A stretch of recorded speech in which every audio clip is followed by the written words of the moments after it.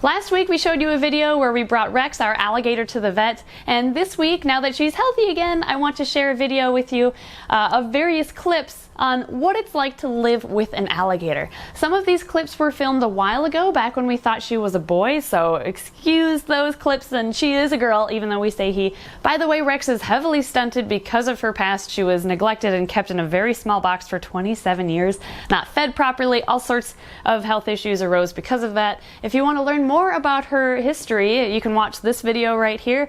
But all in all, no, I would never recommend anyone have an alligator as a pet. And no, we were never expecting or wanting to have an alligator as a pet, but we had to get her out of that situation. So we try to make her life as happy as possible. So here is what it's like to live with an alligator.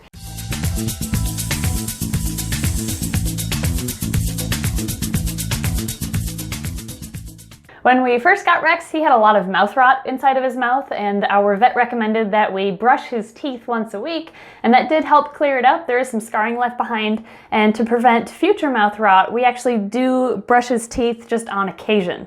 And today, we brought Rex with us to a school program. He is in his travel bin right now. We just got home, and since he's kind of tuckered out as a result of being exposed to a lot of kids for an hour and a half for this program, this is the perfect opportunity to brush his teeth.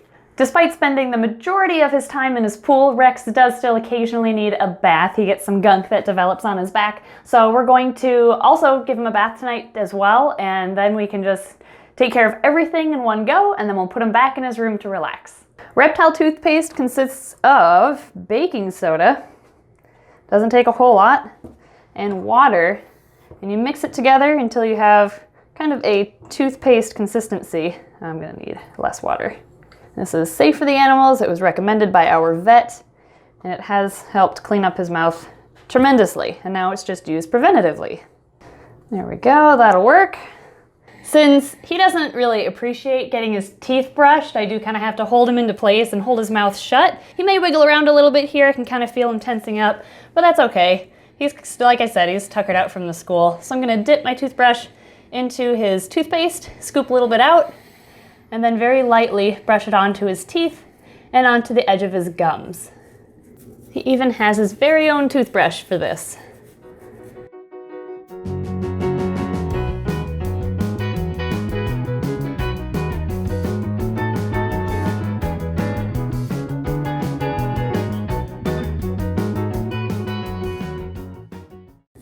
There, we can just let that sit on his teeth while we give him a bath, and we'll rinse everything off at the end. Now for the bathing part, it's pretty easy. You can just use, like 80-85 degree water. And if you want, you can use Dawn dish soap or the Target Off brand. This is a light enough soap that it's not gonna harm them in any way. So we're going to add a little bit. And then we actually have this new brush. I wonder how well this will work. You can already see a bunch of gunk floating around in the water. That's already come off of him. And although I am holding his mouth shut, he really doesn't mind this. I'm just holding his head here so that he stays still and doesn't wiggle, but he doesn't mind it. Another reason we're bathing him is because he peed in his traveling tote and he smelled, so we have to clean all of it off. And he's been needing this for a while anyway, so perfect timing. Oh, look over here. Just clouds coming off of his scales. You're a good boy. I can use toothbrush for more delicate areas. Oh, look at all the suds. Obviously, I don't want to try to get it into his eyes. I am trying to avoid those, but it is safe. This is the soap that's used on wildlife all the time, and it's safe for, as far as I know, any animal really. Maybe not amphibians because they absorb things through their skin. Yeah. Anything scaled though, I bet it's fine for. Let's use this guy again.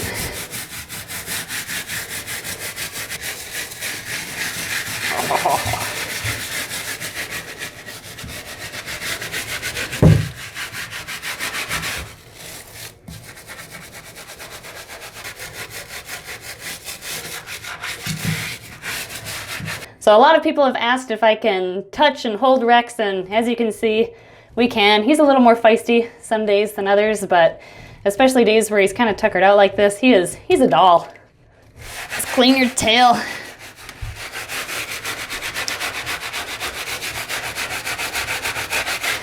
Can I do your feet? Ugh, no, you can't crawl out of the tub. Fine, I'll rinse you off. You're about as clean as I'm gonna get you. There you go, buddy. Successful bath time. Everybody loves a clean alligator. You ready to go back and relax for the evening? You deserve it. Come here, buddy.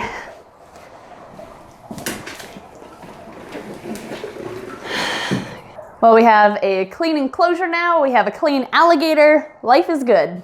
Another thing I should mention is that toys are very important for crocodilians. They are a very smart animal, so you need to keep them mentally stimulated with sometimes creative toys. For example, we give Rex a Kong wobbler, and it's weighted at the base, so she likes to kind of beat it around a little bit. We also give her extra tubing from the canister filters to just drag around, and I think she thinks that she's destroying something and being devious, even though those tubes are intended for her to play with. Sometimes owning an alligator means fixing things you normally wouldn't have to. In today's case, we have to replace her pool because it's leaking. Over the course of the last few days, her water level has gone down that far, and I've resorted to standing on plastic lids in this room because of the carpet being soaked. I don't know how you popped it, Rex, but maybe your teeth broke the side. Ed and I can't find where the leak is coming from, but we have a big project ahead of us today. By the way, that black dish next to her is her new toy. It's one of those indestructible dog dishes, and she likes to bat it around. And so, yeah, something else to keep her occupied with. We are at Menards. This is actually where we got Rex's last pool. And it looks like I see them. Hopefully they have the right size. That looks like it. What do you think? Yeah. Perfect. And look, they have pink. Oh my God. Do we get her a pink pool? She is a girl. She is a girl. Oh, we need to do pink. Yes.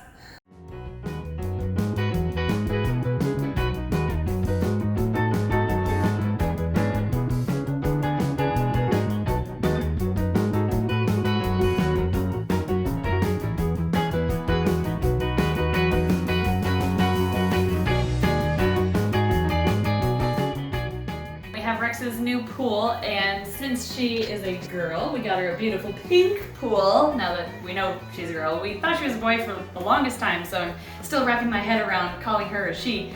Anyway, while she's removed from the room, we put her in her travel tote for the time being, so she doesn't, over there, just so she doesn't bother us while we're redoing her room.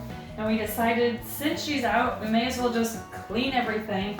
And I'm trying to soak up the water that spilled and was sitting underneath her pool. So we're gonna see how that goes. I'm glad we're replacing it, that's for sure. The old one definitely had a leak of some sort. And while we're here, we're just wiping down the walls, and I'm just trying to clean up everything as best as I can. And one thing I have to do is clean her poop corner. She typically poops in just a single corner of the room, and that's right down here. She folds over this flap and she poops on it. She poops underneath it. It's really lovely. This is what alligator poop looks like, by the way. So basically what I'm gonna do before we put the new pool in, and while I'm trying to soak up some of that spilled water, is I'm gonna clean all of this up. So for this, I typically use bleach water, because that just cleans it out the best as I can, basically. And I usually can only clean this when she's out of the room because she tries to help me. So again, just taking advantage of her being gone and cleaning up best we can.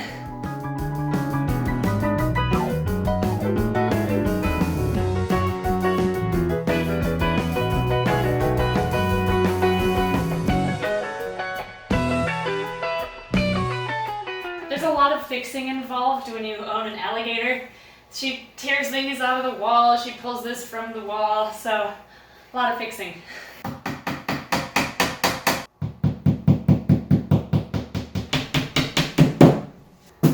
So another thing that I have to do on a regular basis, as regular as I can, is clean this canister filter that cleans both our snapping turtle Chloe's water, and that filters down into Rex's pool and then gets sucked up by the filter, cleaned, and then it goes through actually this heater right here. That's what heats up the water, and then the whole cycle kind of starts again. So occasionally I have to clean this filter here, which is what I'll be doing next.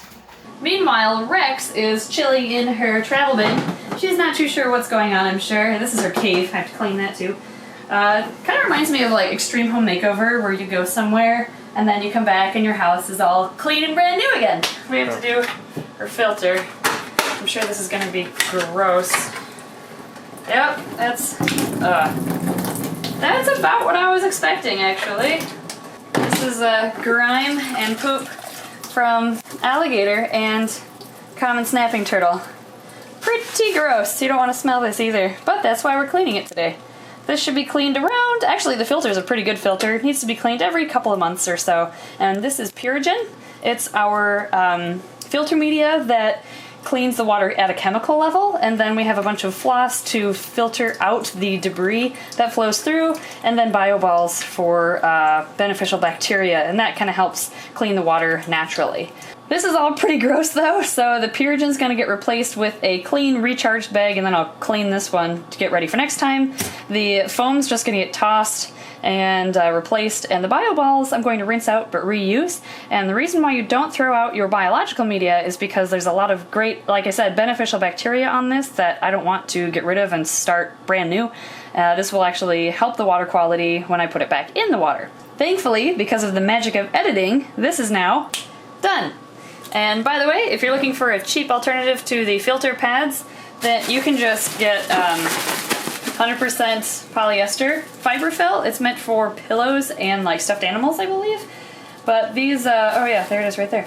This works great though, as long as it's 100% polyester. It works awesome as filtration media for canister filters, and you can use these for hang on the back filters too. You can get it, I think this whole thing was like $8, and you just grab a handful and use it wherever needed. So a lot cheaper than buying the pre-cut filters that are made for this, but it works just the same. While I was cleaning the filter, Ed was checking out the pool, and he found the hole. Check this out. Ugh. It's right over here where we had fixed it. We patched it a while ago when Rex's tooth poked a hole right there, but the tape must have finally given out. And it was Gorilla Tape that we used, and it probably lasted, what would you say, a year? Yeah, at least. At least a year, so it's kind of impressive that it lasted that long, so I can't blame it for going out, but that's the culprit. Now that this filter's clean, let's put it back and get a new pool in here and finally finish this huge, larger than expected project. I don't need another person making a suggestive YouTube video about me priming this thing, so we'll just skip to when this is. And now, since she would take that and barrel roll it and pull it out, we're gonna have to protect those tubes again. This is her tube guard, so she can't reach the tubes. It used to be my old bike basket, but I found a better use for it. She would definitely just pull this basket out and then pull the tubes out if I left it like this. So our next level of protection are big bricks from around our house, actually. We use these as another guard. And you'd think that one brick would be good enough, but oh no, she proved us wrong. So we need not one, but 3 bricks to completely surround this thing and prevent her from getting access to the tubes.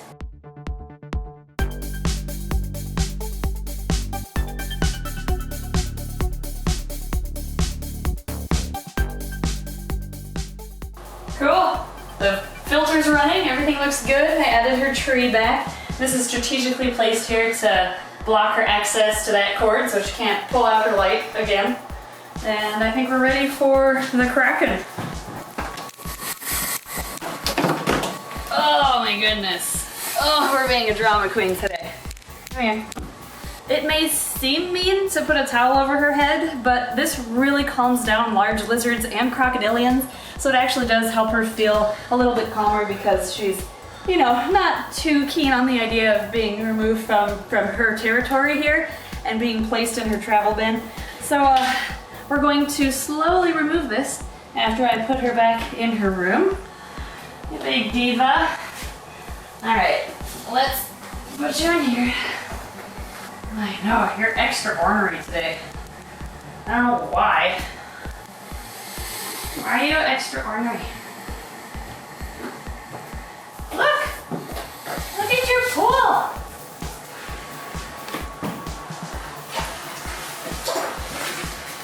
It's like weird, it's pink.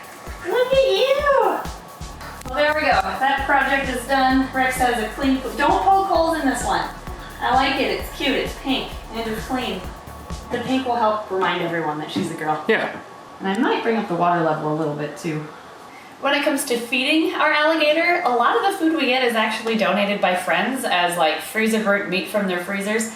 Rex doesn't care if it's freezer burnt, she'll eat it anyway. And the other like half of her food comes from our snakes and their unwanted meals. We'll give her the mice and rats and other rodents that our snakes just don't want to eat. She's like a garbage disposal. Today we're going to be feeding Rex a small mammal that died of natural causes. If you don't want to watch it, just skip to this time right here. But if you want to stick around and watch, the first thing I do when I feed Rex is I show her, I'm not going to show it to you quite yet because she freaks out, I show her this Frisbee, and this is the indicator that I have food. The reason why I do this is because when we first had Rex, she thought that whenever we walked into her room we had food, so she freaked out and ran towards us every time, and we wanted to curb that behavior, so now we've taught her that it's only when I have this Frisbee that she knows that she's gonna get fed. So watch her behavior here. She's sitting under her basking light. She's trying to figure out what's going on, and as soon as I show her this Frisbee, she definitely knows something's going on. As soon as I show her this Frisbee, I bet she'll come running up front. Rex, come here. Come on. Come here. I've got food. Good girl. Here.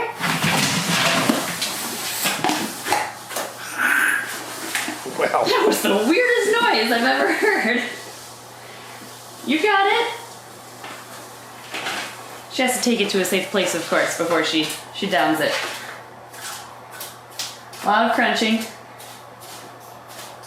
You can do it. There it goes. And that meal was a pretty large meal. That'll last her about a week. I'll sometimes give her 2 smaller meals spread out about 3 or 4 days from each other, but the frequency really just depends on how big of a meal she gets. I'd say that's a smile. Yeah. Here's a quick video clip of Rex eating a fish. It's kind of old, but I figured you'd still like it.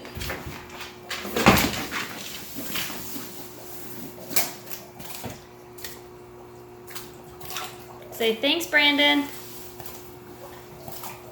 Go on, turn it around. You got it. Figure it out. There you go.